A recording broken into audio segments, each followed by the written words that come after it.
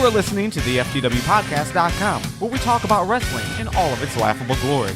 Here's a clip from this week's episode. Since we started the FTW draft on April 28th, that's the best fantasy draft in the world, by the way, TNA champions have defended their titles 7 times in the past 10 matches, while WWE champions have defended their titles 11 times in 34 matches. So just one question first. Is TNA putting the title on the line too often compared to how often they work their champions, which is about 1.6 defenses in 5 weeks? What do you guys think, Joe? Do you think it's too many too soon?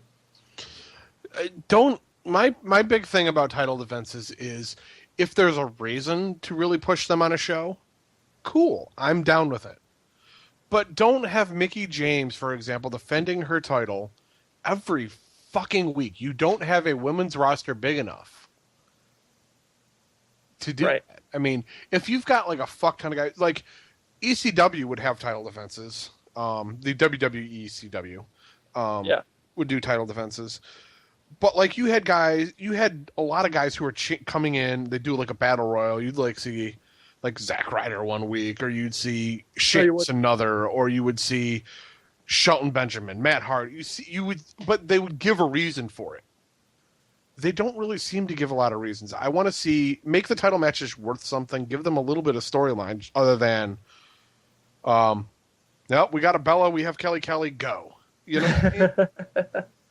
And I think you're going to see it more with like women's matches, or let's say U.S. title or an Intercontinental title. You're not going to see it with the heavyweight championships because those are seen as more prestigious.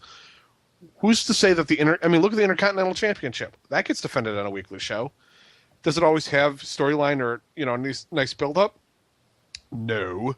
I would love to see them actually give that title a little more prestige because it's been around for fucking ever. It's at least the 80s, if not the 70s. I don't know. I'm not that big of a historian, but still, that's my disclaimer, so I don't sound like a tool too much. But no, I mean, I just want to see more prestige toward more titles, and I think that the TNA is offering them up a bit too much. I think the WWE needs to actually do some more main title, world title, WWE title matches.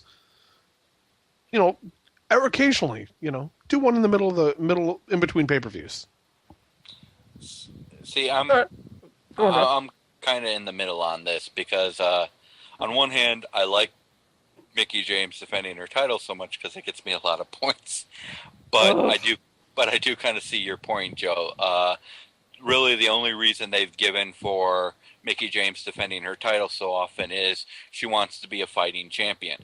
And the fighting champion angle is great. It's always good to work with, provided you've got an active roster that can handle it. But it looks like they've brought in ODB, but she's not on the active roster yet because she's still beating the crap out of Velvet and being referred to as a wrestler without a contract. You've got Velvet, who says she wants to go after the Knockouts Championship eventually, but she hasn't taken any big steps towards that. You've got a very small group of women so far. Until you expand that roster a little bit, it's hard to really sell the fighting champion angle.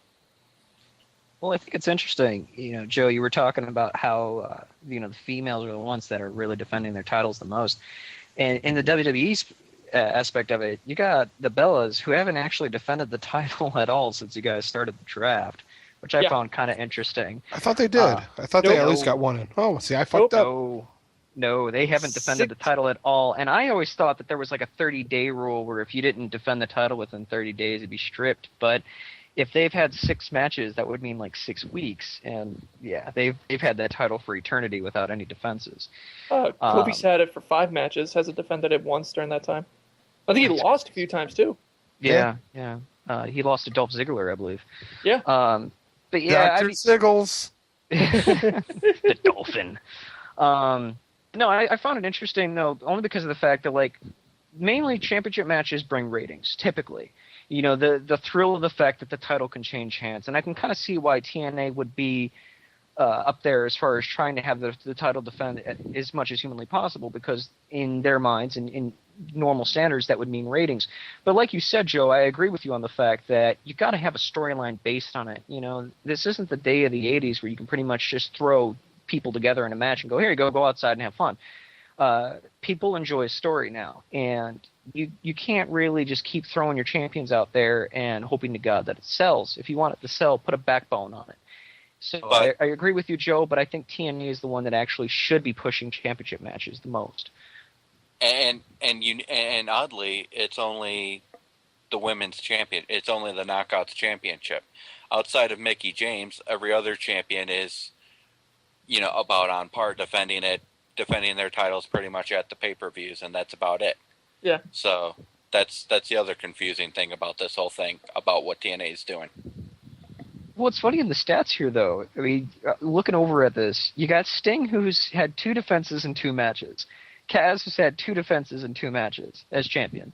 You got Abyss, 1 defense in 1 match. I mean, it basically seems like any time that the champion is wrestling, they're putting the title on the line. And I think that's kind of a little crazy. I don't think they should be doing that much, but title defenses are definitely, they draw ratings, but like I said, like Joe said, I mean, you got to put a story on it. Yeah. Yeah, put a little stink on it. Put a little stink on it. Oh yeah. Well, you've heard our thoughts, but now we want to hear from you. You can find us on Facebook and Twitter, and even join us live every Tuesday at 8 p.m. at theftwpodcast.com.